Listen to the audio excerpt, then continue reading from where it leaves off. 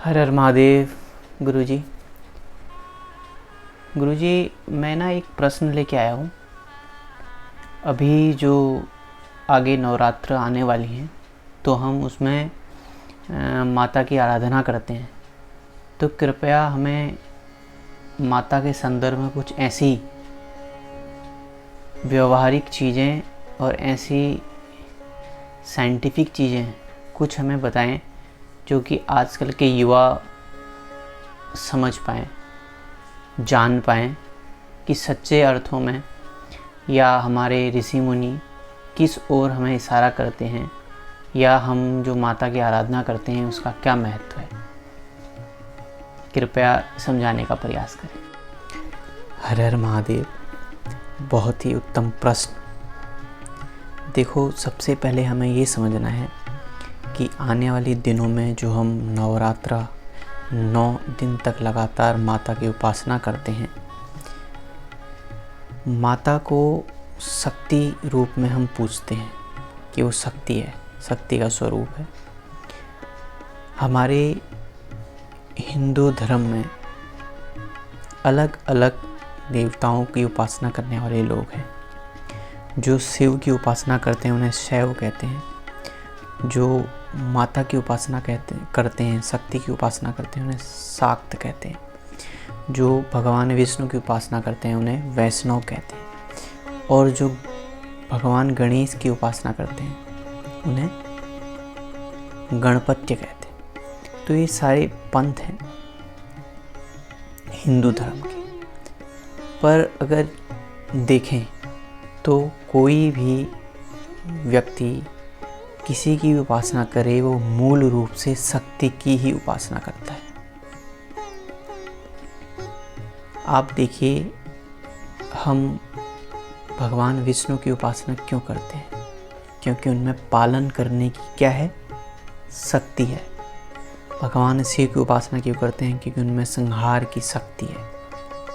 आप कोई भी चीज़ संसार में देख लीजिए, आप किसी भी चीज़ को इसलिए मानते हैं कि उसमें कुछ न कुछ ऐसा है, उस शक्ति की वजह से हम उसे मानते हैं। तो मूल रूप से अगर हम देखें तो हम शक्ति की ही उपासना करते हैं। आप देखिए, जो लोग व्यायाम करते हैं, जिम जाते हैं, वो क्या करते हैं? वो शरीर शक्ति की उपासना करते हैं। बलवान बनने के लिए वो शक्ति की ही उपासना कर रहे हैं। जो लोग फिल्म सिटी पूरे संसार को बावरा कर रही है, वो सौंदर्य शक्ति की उपासना कर रही है। अगर सौंदर्य में वो शक्ति ना हो आकर्षण करने की, तो ये कुछ भी चलेगा ही नहीं। जो फिल्में चलती हैं, जो सब कुछ चलता है, तो हर चीज़ जो भी संसार में चल रहा है, कण कण से लेकर विशाल से विशाल तक, सभी शक्ति से ही चल रहा है। बिना शक्ति के देवता तो देवता एक कण भी स्पंदन तक नहीं कर सकता। शक्ति के अभाव में सब मृत हो जाता है। तो शक्ति को इसीलिए हम साल में 2 बार हमने नवरात्र, एक गुप्त नवरात्रा, एक जो अभी नवरात्र आएंगी, इसलिए शक्ति की उपासना बहुत ही आवश्यक है।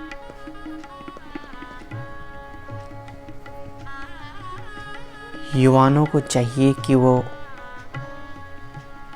ज्ञान शक्ति, बल शक्ति और धन शक्ति की उपासना करें। इन तीनों में से कोई भी अगर कम होगा तो आप दुखी ही रहेंगे।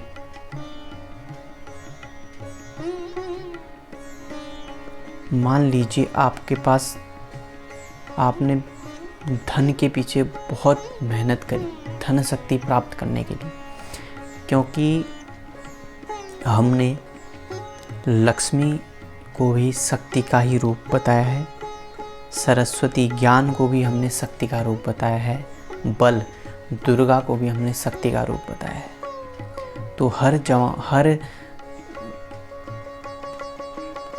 जवान व्यक्ति को चाहिए, आजकल के युवा को चाहिए कि वो शक्ति की उपासना करे और तीनों की भरपूर मात्रा में अर्जन करो। बल शक्ति, धन शक्ति और ज्ञान शक्ति। अगर आपके पास ज्ञान है, बल नहीं है और धन नहीं है तो आप कुछ नहीं कर सकते।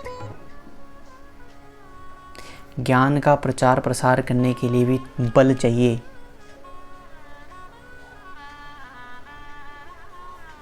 धन चाहिए। और मान लीजिए आपके पास धन बहुत ज़्यादा है पर ज्ञान नहीं है, बल है, धन है, ज्ञान नहीं है, तो उस धन का आप सही उपयोग नहीं कर पाएंगे। क्योंकि ये तो ज्ञान से ही होगा कि धन का सही उपयोग किस दिशा में करना है। उसी प्रकार अगर आपके पास धन है, ज्ञान है पर बल नहीं है तो आप अपने धन का संरक्षण नहीं कर पाएंगे।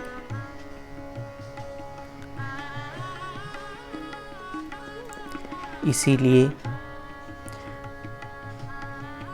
अगर आपको धरती पर रहकर समस्त ऐश्वर्यों का भोग करते हुए जो जीवन का उद्देश्य है मुक्ति, उसको प्राप्त करना है तो आपको शक्ति की उपासना करनी होगी इन तीन रूपों में, ज्ञान शक्ति, बल शक्ति और धन शक्ति।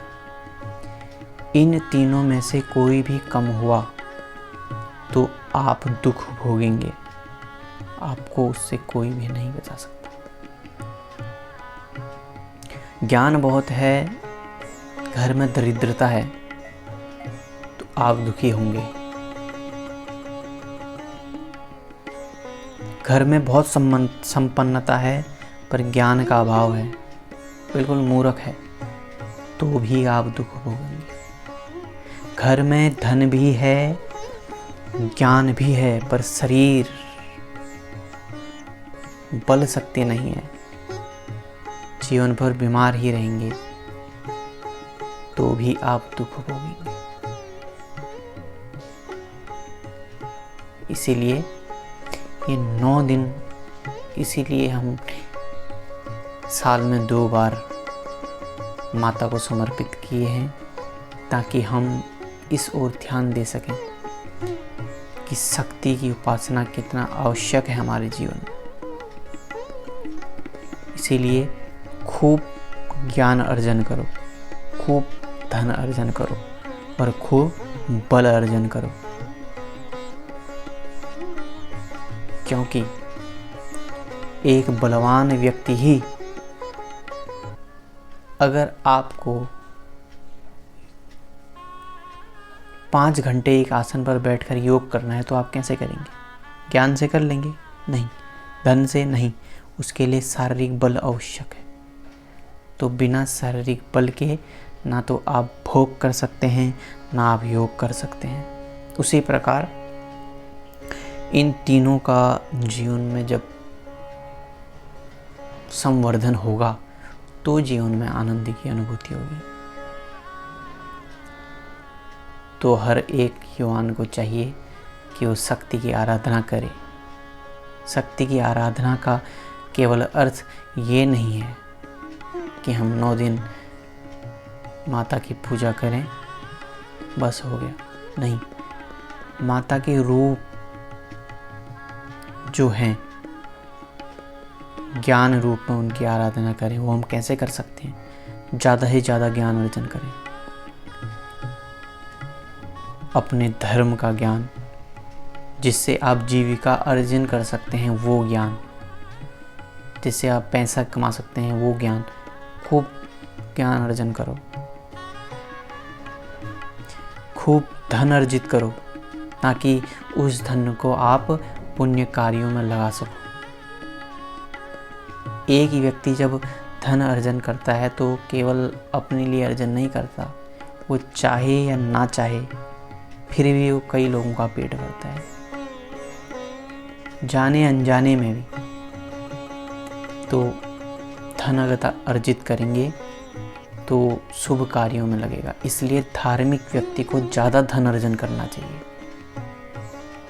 ये जो लोग कहते हैं कि धन जो है मोह माया है, ऐसा मूर्खों वाली बातें हैं।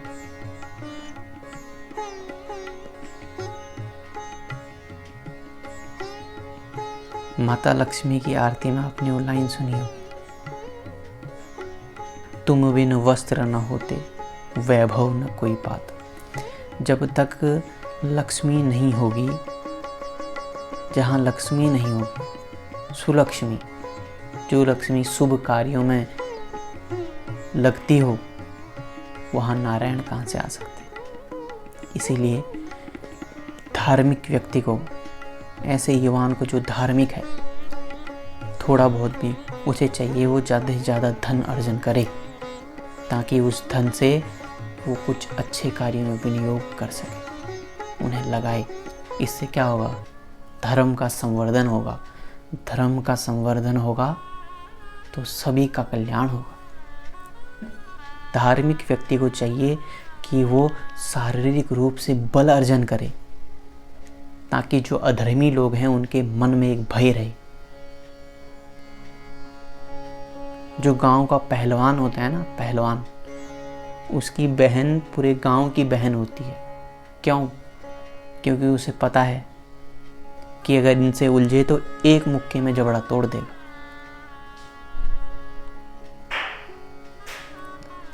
धन अर्जन करो, बल अर्जन करो। बल, अगर आप बलवान होंगे तो शत्रु के मन में भय रहेगा। ज्ञानियों को आपका आश्रय रहेगा कि कोई अगर ज्ञान को क्षति पहुंचाने आता है तो एक धार्मिक व्यक्ति है जो बलवान है, वो आपकी शरण आएगा। धन अर्जन करो। अगर कोई ज्ञानी है पर कृपण है, धनवान नहीं है पर ज्ञानी है, तो उसे आपका बल रहेगा, वो आपकी शरण आ सकता है।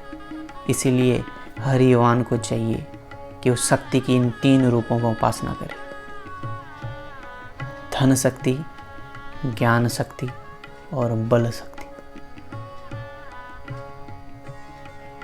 तब जाके आपका भी उत्थान होगा, धर्म का भी उत्थान होगा। और जब ऐसे युवान देश में ज़्यादा से ज़्यादा होंगे, तब देश का भी उत्थान होगा।